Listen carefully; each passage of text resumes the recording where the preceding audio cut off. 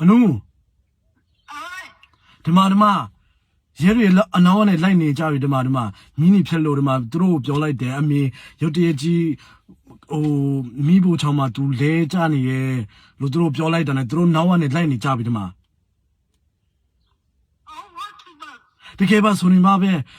တခုတော့ရှိတယ်နော်အမေတခုတော့လောက်ရတော့မှာအမေမီးဘူခန်းထဲမှာသွားပြီးတော့လေအဲ့ဒီမှာဟိုလဲကြနေလိုက်တလားအဲ့ဒီမှာလဲကြနေသူတို့ရဲတွေလောက်ကနေလိုက်နေပြီသူတို့မယုံလို့တဲ့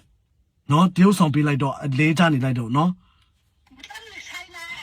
ကြက်တူလို့ဒါလို့လိုက်တော့ဒါပဲ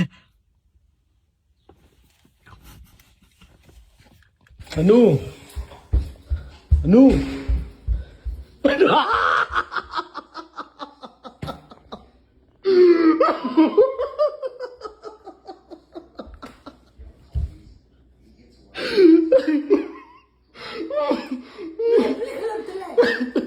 အမေဥစားလာလေ